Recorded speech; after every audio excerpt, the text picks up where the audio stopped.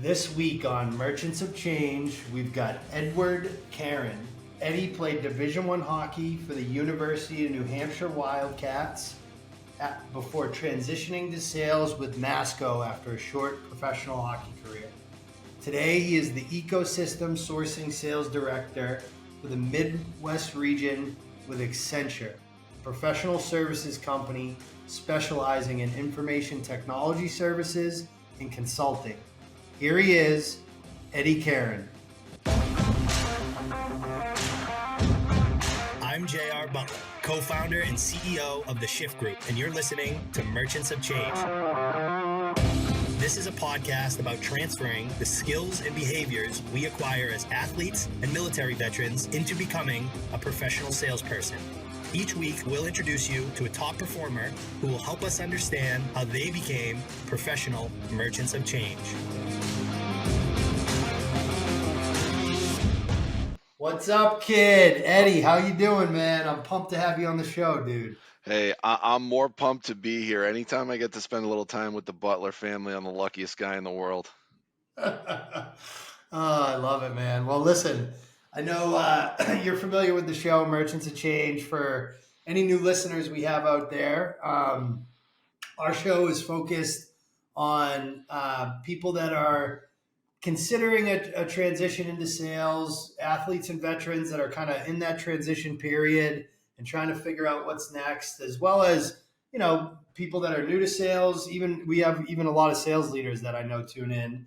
And what we do is we like to bring on former athletes and veterans that have had success in sales careers and in business, and to kind of learn a little bit about their backgrounds, their transition stories, and then talk about like any tips and tricks and kind of nuggets that we can leave our audience to put into action. So the way we like to run through it, Eddie, we start background on the sports career, into the transition, and then we spend a bunch of time on sales and business. Sound like a good plan, brother? Sounds like a great plan, my friend. All right. I'm excited. So for the audience, I've known Eddie for a long time. I've been following his career even longer than I've known him. And we did lace up together, but I was a young runt, so I don't think I ended up in the corner with him too much. Thank God. But he is a UNH Wildcat, which is close to my heart. My brother Bob is also a UNH Wildcat, and we own a house up in beautiful Durham, New Hampshire. So Eddie, we always start with a very broad question, and I'm very excited to hear your answer to this. I say favorite memories of your sports career. What starts popping into your head outside of the Yellow House? Oh man, it top to bottom, right? Just going back to my early days at Skate 3 in Tingsboro, right next to the Roller Kingdom. I mean, you just don't get better visuals at 8 o'clock on a Saturday morning when you're headed in for an early skate and people are leaving a roller skating rink back in the glory days of the late '80s. From there, played a lot of house up in that Nashua Tingsboro. Had an incredible set of memories with the legendary Wes Tuttle and LaRue Renfro as a part of the '82 Flames. Just opening of the New England Sports Center, and just to maybe build a little bit on Wes Tuttle. I mean, my favorite memory of Wes, although there's so many, went over to his place on the pond right behind the 99 in Marlboro after practice one day. Guy's got a brand new 20 foot Stingray with a monster V8 in it. He's like, boys, going to go out and do a little tubing, right? And 15 minutes later, I got a bloody nose, and his son Ryan's got a dislocated shoulder because he's got the thing doing 63 miles an hour, tight circles going over the waves. I mean, I'm pretty sure that's the only time in my life I saw a 13-year-old's body 18 feet above the surface of the water doing 60 miles an hour. So just so many great memories from that time, and my time at Bishop Girton and transferring to Phillips Exeter. Had some great times there, and obviously University of New Hampshire, and then a little East Coast action after that. So I've been really blessed with a wonderful and diverse career in hockey. It's such a hard question to answer in terms of what the favorite memories are, but I'd have to point to the West Tuttle days just because, somebody's so close and near and dear to the heart of not just me, but my whole family. And, obviously with Wes no longer with us, I just, I got some nieces and nephews that play a lot at New England Sports Center. And every time I drive by West Tuttle Way leading into New England Sports Center, I'm not ashamed to say I shed a tear. I didn't think I was going to get emotional on the podcast, dude. I totally forgot you were on the 82 Flames team with Ryan. And for the audience, Wes Tuttle is the one of the biggest legends in hockey, in Massachusetts hockey. And that 82 Flames team, first of all, was an absolute wagon. Let's make sure we don't skip that step. I mean, Wes taught me a lot, not just about hockey, but about life. As a new dad, I plan to follow his rule that he doesn't stop the boat until somebody cries, because that was literally his rule. That's a fact. Oh, God bless Wesley Tuttle, man. Oh, awesome. When you look back at, and I'm sure you went through phases from like the House League to the Flames to Exeter, even BG to Exeter, and then obviously Exeter UNH. How do you think, is there like a general way that your teammates would describe you, Eddie, or do you think it would change based off of which team it was from? I would say that at a high level, they'd always say I was a grinder, right? There's flashes of finesse at different points in my career, but I was always a bit of a mucker. I like to think I had a pretty good locker room presence. Put a lot of effort into it. Probably elicited a few laughs over the years, but hopefully I was a good teammate. And the only data point that I can point to in that context is, I might not be great about keeping in touch with the boys, but when every once in a while cross paths with them at those relationships, they're like you're picking up when you left off yesterday, right? And that's something I'm real proud of, JR. Yeah, I can certify your locker room guy status 100%, which I appreciate as a fellow locker room guy. Is critical. It's glue. It's the glue that holds the team together, dude. It is. And I didn't see Mucker coming, because I first came across, like, really knew who you were at Exeter, and you were lighting it up. So that's but I can see how you kind of went there. Yeah, it was I was we had hockey fitness in the fall. I was doing a lot of conditioning, and like I said, flashes of finesse. Maybe not the most sustained, but they were there. They were there. They were definitely there. Now, you mentioned you kind of did a stop in the coast after your college career. Did you have a plan of like what life after hockey was going to look like for you, Eddie? I always did. So when I transferred to Phillips Exeter, I was a average student at best, perhaps a generous characterization, all the way up through Bishop Girton.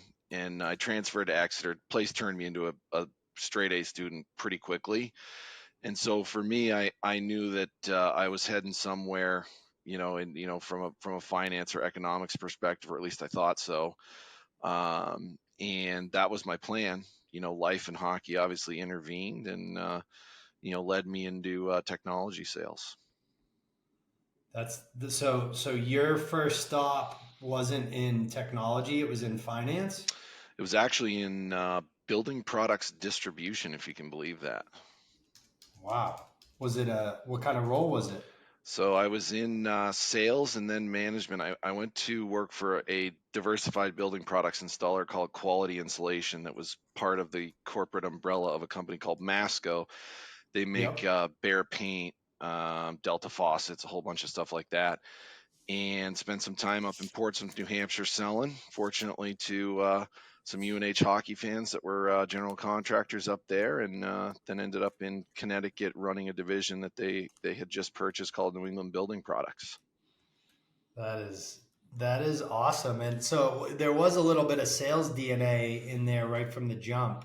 Were you like, did you have like a preconceived notion of what sales was before you did it? And did it change after you did it? I had no clue. My first sales role was I spent 6 months on the back of a box truck learning how to spray tar on foundations, hang itchy insulation, hang gutters 3 stories up in Saco, Maine. Quite an experience. Met some great guys on the quality team down there in Portsmouth. And my sales introduction after I'd learned the trades, they stuck me in a truck with a guy by the name of Mark Greenlaw, absolute legend, and gave me a tape measure and a clipboard and said, follow Mark around for a little while until you figure out how to measure a house and you can figure out what size garage doors, gutters, and how much insulation it needs.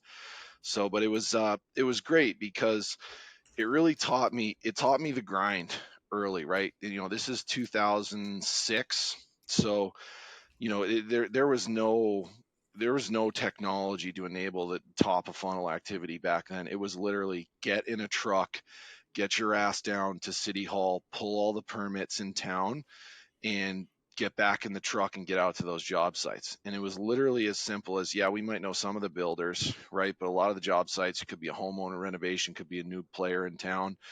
You're literally sticking a business card on the door frame as the structure goes up and hoping to run into somebody that knows when the builder's going to be there, or hopefully even run to the builder themselves. It taught me real quick, after I got off the truck with Mark, I better find an angle, right? And so I used to leave little notes like, yeah, hi, my name's Eddie Caron, this is my business card, I used to play hockey at UNH, call me. And I can't say it worked that well, but I'll tell you what, I pulled a couple jobs where a guy like, dude, you're selling insulation now? Come on out, let's have a meeting. I mean, I won business like that, man. It was great. I love it. I love it. Little different than the current generation stepping into like a sales engagement platform where they press a couple buttons and then you got 500 emails that go out automatically in like a 3 week sequence. Eh? Oh my God, these kids are spoiled, right? These kids are just spoiled. Talk to me when you're driving around your sales territory with a road atlas that you picked up at the gas station that morning, right? I mean, like, we're talking the darkest corners of Somersworth, New Hampshire, like towns in Maine that I don't even think they're incorporated anymore. But I had some fun up there with the boys. Oh, for sure, for sure. Now, so how did it go from the like building products distribution into how'd you land in the tech world? Yeah, so it was actually quite a transition. So I was down in Connecticut, and I actually I had my first run in with a health scare. I actually had cancer, very early stage, um, and was fortunate enough to come out of that with a very successful outcome. But it was very jarring, right? And I actually, I moved back to New Hampshire, moved back in with my parents for a good little stretch, recovered from that, and actually got into finance. Um, After that, locally working in Manchester, New Hampshire, hooked up with a couple of boys from University of Maine, guy by the name of Kent Salfi, and worked with him at ING Bank and Allianz for about 5 years. Had a great run there. Much love to Kent Salfi. He was on that that national championship Black Bear team. Never miss an opportunity to remind me of the University of No Hardware. Um, but yeah, so I actually had a client in our business that was really fundamentally changing at the time. We'd obviously been with a couple of wirehouses there, but and so it was a guy I went to UNH with, and he was, he and I used to kind of be the nerds in the room, sitting in the front, raising your hand, answering questions, and so we knew each other from class, but it wasn't until late in my UNH career that we found out we had a connection. My best friend from home and he had lived together, and we started, we hung out a couple times, built a great relationship, and he gave me a shake when I was in finance, and over the years I just used to go to their business as it grew and had a ton of fun, and he offered me a gig, and I wasn't sure about it and kind of thought it through and said, you know what, it's time for a change, and I'll take a shot at this, and got into technology. And it's a little bit different a story than getting insulation, but it's no less funny and no less great than those early days at QI. Yeah, and I think you hit an important note that I want to expand on. you called yourself a grinder, and that your teammates would refer to you as a grinder. And then you talked about your first sales job and being in the grind, and then you get into tech, and like it sounds like that like grinder resilient mentality was a huge thing that translated to from sports to sales for you. You want to expand on that and like add any other things that you feel like your athletic career like really sets you up for success from a Y- sales perspective on? Yeah, for sure. So the grinding theme is huge, right? It doesn't matter what you're doing in life. Um, for me, it's taken a lot of forms. I joked about some of the time at QI for sure, but getting into technology, that was 2014, 2015, and it wasn't really that all that much different. I joined a family run and family owned company owned by an uncle and a nephew who'd been in the business. The nephew, working nights and weekends all through college, put himself through college and all this stuff. And it, we're not talking like I joined EMC and there was a great onboarding program and all this. But I'll tell you, there was two things, right? There was opportunity and there was mentorship. And you got to get in there, you got to grind, you got to hit those phones, you got to hit the email, and you got to formulate a strategy that's informed by those mentors. And when you get one on the line, you better sure be following the playbook that those mentors lay out for you. Dude, it's so true. Like you think about when you walk on campus in like a Durham, New Hampshire, like the first people you're looking to mirror are the leaders in the locker room. And your sales career really isn't going to be any different. You got to go try to find out who's at the top of that leaderboard and you need to learn from them. And I think athletes have that like unique combination of humility and confidence to understand that like I'm here to learn, I need to get better, but I'm when I have to perform, I'm going to. But it's okay to have that mentorship mindset when you get into it, right? It really is, right? And it's such a key determinant of success from my perspective. And you used a great word there, which is humility. It doesn't matter what situation you go into in life. If you bring a dose of humility and vulnerability, right? The people around you are going to have a much higher likelihood of actually engaging with you in a meaningful way, right? I mean, I can remember from my early days in technology, I didn't have a clue. I had no idea what a hard drive was, IOPS were, all these different things, right? And one of the things you talk about the grind, right? And I was blessed because I was with just a great group of people that were willing to teach and learn, but I did my part too, right? When on Tuesday night, when the boys in the warehouse were sticking around till midnight doing inventory on boards, power supplies, fans, drives. I mean, we had a drive wall of 50,000 drives in our warehouse, and I hung out with them. I was single at the time. I just stick around the warehouse and do inventory with them. I learned the parts. That led to learning the components of the system, as a whole, and led to my first sale. Right, the owners of the company saw me grinding, and this is actually a great story if I got a minute to share it. So they threw a Yeah. lead my way on a Friday morning, probably 3 weeks, 4 weeks after I joined, and said, "Hey, track this down." And so it was somebody calling from Michigan that was looking for some Hitachi storage controllers for a VSP system. Now, mind you, I don't have a clue what any of this is. I'm walking back and forth between the sales pit and the warehouse, being like, "What do these people want?"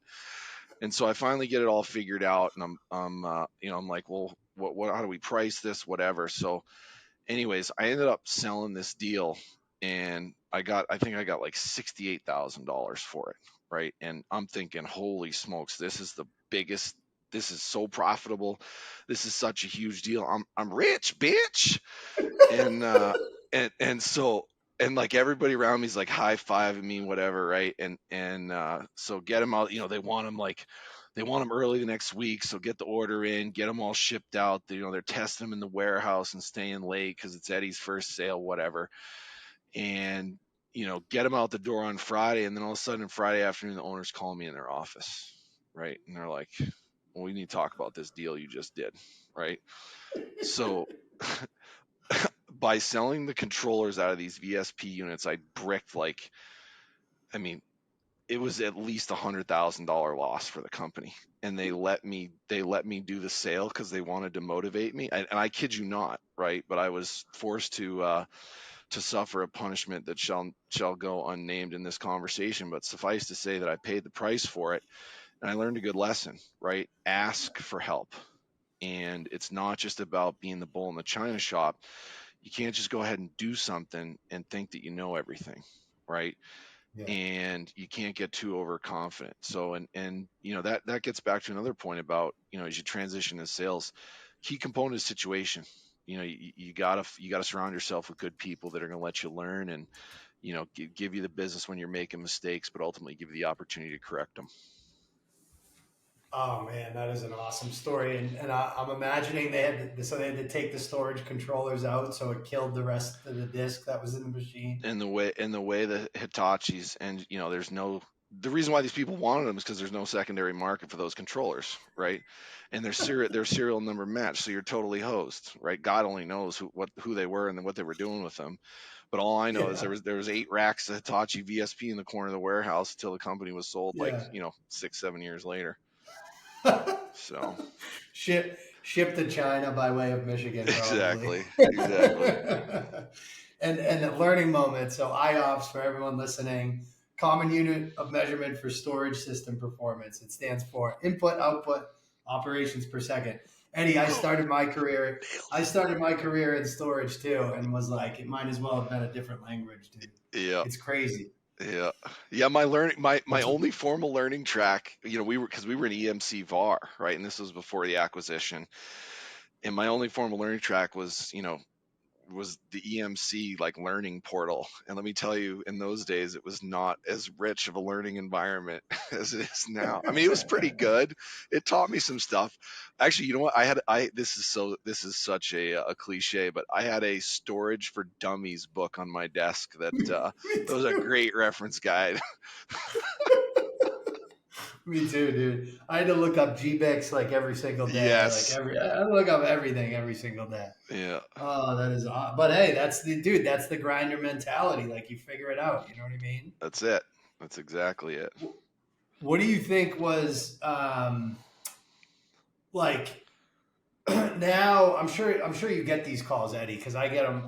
That's why I started Shift Group because I got so many of these calls from guys like whether they're getting out of UNH or hanging up the laces, for the last time, and they're they're kind of like Eddie. I might be interested in sales. What's that conversation look like between you and that person calling with that leading that way? Yeah, that's always an interesting conversation, right? Because when it's one of the boys, you might bring a couple of very disparate things to the conversation, kind of your shared experience, your historical perspectives of who you're talking to, and ultimately you want to help, right? And it's funny you mention that because when you started Shift Group, I have so many times thought to myself, genius, genius, right? Because it's such a gap in the market, because that conversation is hard, right? Because you can share some bits of wisdom, but what you can't share is the experience, right? And so when I look at the Shift Group program, you found a way to condense that experience and organize that experience and impart it on people in a way that I never could in a conversation. But I'll tell you how I look at those conversations, and you hope in a conversation like that it's as easy as, hey, I got an opening on my team, we'll hire you tomorrow. But the reality is most of the time that's not it, right? And so you find yourself in a situation where you're taking a look at a resume, you're able to provide a positive reference, and the best you can do is offer some guidance in a couple areas, right? Number one is situation. Where are they looking? Do they want to go the startup route? Do they want to go to a big OEM? Do they want to go to a reseller? All these options, and it's the quintessential problem of our time. There's too much information and too many options. So how do you sort the wheat from the chaff? And that, when I look at trying to do for others what others have done for me in my career in technology, that's one of the main challenges. And another element is timing, right? It could be the day that the guy that you used to work for, who's moved on to two different companies, is staffing up a team, and that there's a door open there. But it's those are more tangible things. I think the bigger and harder components are that you really can't help that guy that's calling you with, or you know you got to find a situation at the right time that you're going to have that mentorship.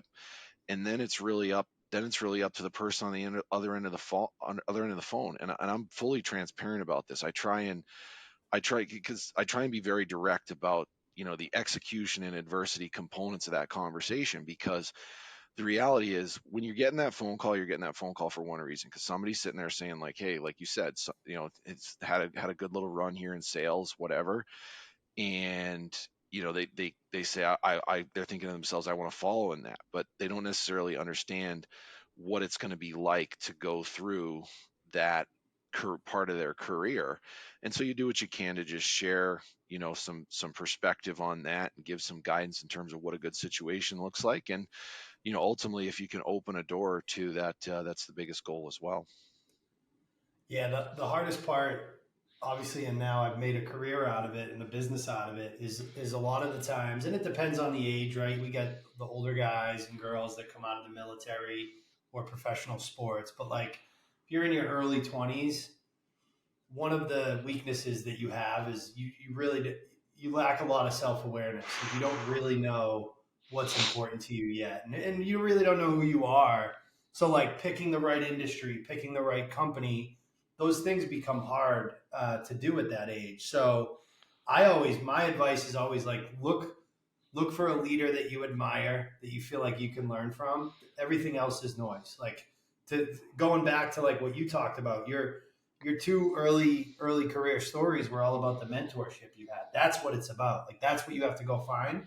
You might not go sell building products forever, but you're going to learn a lot from those types of people that are going to impact you for the rest of your career. That's the important piece that we harp on. Oh, I could not agree more, JR. And it's also one of the more it's one of the more difficult things to solve for someone that's out there looking by themselves. But it's, you talk about humility, right? The easiest way to solve for it is to have the humility to reach out to your network, and people that might have some perspective, because those are the people that are going to be able to say, hey, this is where you should try and get. This is who you should try and get with. And there's no magic wand to it, right? It's all timing and situation, as I said before. But it can be just such a beautiful thing if you can, be fortunate enough to have that little stroke of luck that put me where I landed in technology, 10 years ago. 100%.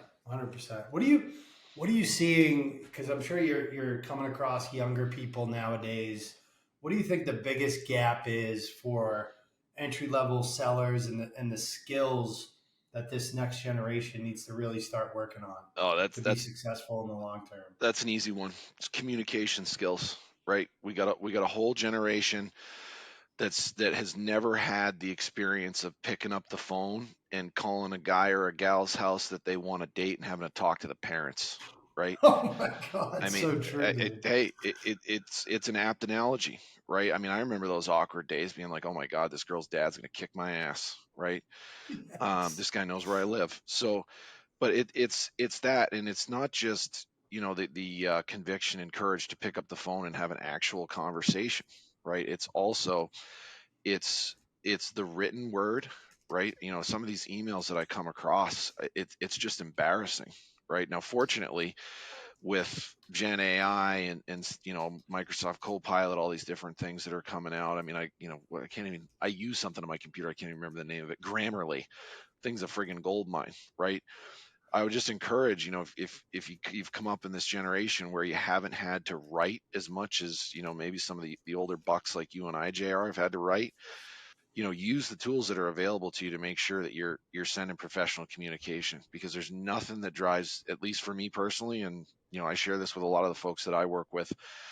you know you're getting no respect from me if you're sending me an email with no improper punctuation, misspellings, all these different things. Like I'm not even going to read it, right? It could be, action required, high importance, whatever. Like delete. So Yeah. the communication is a big thing, and the good news about the communication thing, I've kind of dumped on this generation. So my apologies for that for anyone that's listening to this podcast. That's not my intention. My intention is to call out, something that I see. But again, the good news is this is something you can control, right?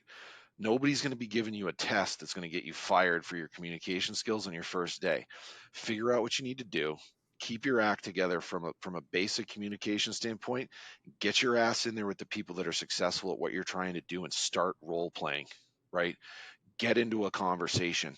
Learn how to do learn how to run a qualification or discovery meeting. Learn how to do a demo, right? And one of the things that really helped me early in my career in tech with communication was I was pretty darn good at selling the stuff that I'd sold. I knew nothing about technology, and so that put me right back at square one. Ask for help, and not just from your coworkers. Ask the people that you're working with, hey, do you have a friendly customer that would be willing to spend 15 or 20 minutes with me? I did that, right? Like get on the phone with them, and you're going to screw it up. They're going to laugh. They're going to give you a hard time, but it's a pressure situation. Seek out and find those high pressure situations so that when you get your first lead coming over the cubes, that you're prepared, and you don't have that like tightness in your chest. Literally, I mean, just those little things like that can there's no such thing as an obstacle that from a skill perspective that can't be overcome with a little bit of creativity and effort. We're and just to be clear, like this isn't a couple old guys yelling at clouds. They're, you plant tomatoes, you get tomatoes. You have a generation of people who were, between 5 and 7 years old when the iPhone came out. So like, to no fault of their own, a lot of their communication has been very informal, especially the written side of it. And then to your point, there hasn't been a need to like pick up the phone and have to talk to somebody you don't know, right? Because you're texting first. So it's not like it's not their fault, but to your point, it is in their control, and it's something they have to pay attention to, especially if they're in sales, because most of the time, if you're selling something of like meaningful impact, chances are the buyer's probably not from your generation. And we dealt with that. We dealt with that when we were young. We weren't Yep. selling to millennials or Gen X. We were selling to baby boomers. So they have to. You just have to adapt and learn. Like you said, it's in your control. That's so good. And by the way, you also, I think we came up with the title of the podcast: Conviction, Courage, and Communication. Yep. There you go. That's it. I love it. I love that title. Me too. By the way, I we glazed over this, but featuring Eddie Caron, cancer survivor. I did not know that. So Yeah, good for you, man. I appreciate It's that. not easy. It like I said, I like to say that I was kind of like charmed through the whole thing, right? Like, caught very early stage, and basically I came out of it with some really cool scars that the chicks really digged. So, it is what it is.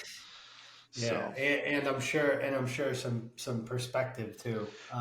yeah, that, yeah, perspective. That's one way to put it, right? Like it's everybody. I try never to talk about it. It's not something that I really like to highlight. I've always been very private about it, but the reality is, no matter what's going on in your life, there's a lot of people out there that have it a lot worse. You walk into any hospital and you look at the grandparents and some of the stuff they're going through from a cancer perspective, and it's horrible. But then you walk into the pediatric ward, and you just go to pieces. So everything around you gives you perspective. And we JR, you and I have led charmed lives, my friend, no matter what the detours have been. Totally, I couldn't agree more, my friend. All right, so these are the last two questions, Eddie. You've given us a lot of your time. We really appreciate it. We ask all our guests these questions. First one: why do you love sales? Phew, that is a tough one. That is a really tough one. I don't.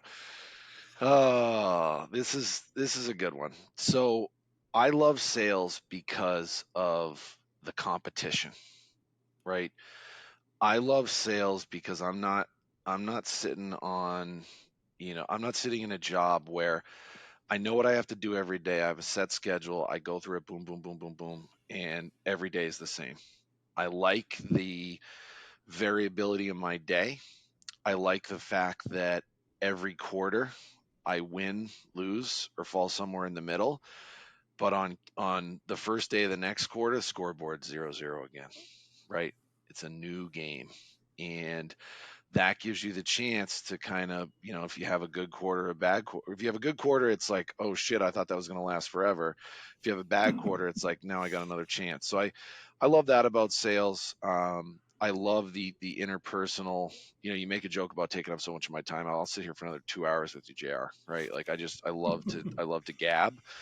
And it's a fun, dynamic career that ultimately, and again, maybe this is going to venture into the realm of the cliche, but you get out what you put in, right? You set a goal, whether it's financial or, some other intrinsic measure, and you work your butt off and you succeed at it. And you realize those rewards, it feels good when you put your head on the pillow at night. It's great. Sales is the best. Yeah, it is. It is. And I'm sure for you, as a glue guy, as a locker room guy, the teamwork aspect of it probably fits you really well too, right? Yeah, that's an interesting component, right? And that's the big thing for, the great guys and gals that you work with from the veteran community and the sports community. That's a shared experience, right? And without mentioning the word teamwork, that's what we've been talking about this whole time, JR, right? Whether it's mentorship, whether it's, phone a friend because you need help getting a door open, whatever it might be, all that's teamwork, right? It's just different kinds of teamwork.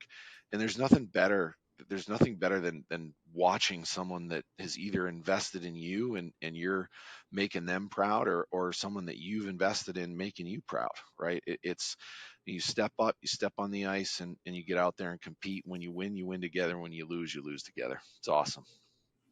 I couldn't agree more, man. All right, so this is the last question we ask everybody. People always ask me, JR, why do you focus on athletes and veterans? And my answer is always simple. I don't have to explain to an athlete or a veteran what it means to get dialed in. And that's when I look at our program, that's what it's designed to do, is to take these folks that are kind of lost and get them dialed in again, like they were as athletes and veterans. What does being dialed in mean to you as a sales professional? Again, another very open-ended and interesting question. Um, to me, I think it means what's your level of effort, right? If you're dialed in, your level of effort's high, right? And that's all fine and good, but there's a lot of people that work their ass off and don't really make any progress. So there's another component to it, right? It's accountability. It's, are you looking at what you're doing and working so hard at every day and assessing the results, and then holding yourself accountable to say, hey, listen, I'm working hard, but I don't see the direction that I'm going in here. I don't see the results that I'm looking for. Holding yourself accountable to making adjustments, right? And that's a great thing, again, about the communities that you work with, is they're they're used to putting in that level of effort. They're used to holding themselves accountable, holding the people around them accountable. And again, that tags back to the whole concept of teamwork. It's just a matter of finding a way to find that new context, i.e. technology sales, medical sales, whatever it might be, sales in general, where you're going to apply those skills, right? And apply those character attributes. And ultimately, from my perspective, it's, there's a couple things that are going to come out of that, right? It's the only things that you can control that are going to determine your level of success and how long it takes to get there, whatever your goals might be. So to me, that's dialed in. I mean, we could sit here all day and talk about, like, oh, I have such great technology and product knowledge, right? I tend to be a little bit of a nerd, so I probably get a little bit deeper than most on the technology sales side, just because it interests me. But it probably doesn't serve me in my goals at all, right? Like, probably serves my ego a little bit when I'm in the room with a bunch of solution architects and sales engineers, and I'm dropping some acronyms, and they're like, oh, this sales schmuck actually knows something, right? A little that's a little tactic I use to ingrain myself with the smarter parts of our organizations. I love it. I love it. Dude, this was such an awesome conversation, Eddie. I want to dedicate dedicate this episode of Merchants of Change to the late great Wesley Tuttle, aka Big Red. Yep. In the honor of Wes, I'm gonna yell for a second, so I'm warning everybody. Get the body! Yes, yes. Oh my gosh, Wes. I know Wes is looking down in this conversation right now with a big smile on his face, and he's thinking, you know what? Here's two of my guys that, you know what? I had to tell them a lot, but those guys got the body. Those guys definitely got the body. So we got the body. Thank you, Eddie. No problem, JR. I really appreciate the opportunity, and it's just, to your listening audience here, it's just such an honor to share my perspective for what it's worth. And I'm always here and available for anybody from Shift Group who might need something now or in the future. I'm always happy to dedicate a couple minutes to pay it forward to in the honor of our good friend Wes. Appreciate it. This wraps up this episode of Merchants of Change. If you enjoyed this episode, the most meaningful way to say thanks is to submit a review wherever you listen to podcasts. If you're interested in working with us, please come find us at www.shiftgroup.io.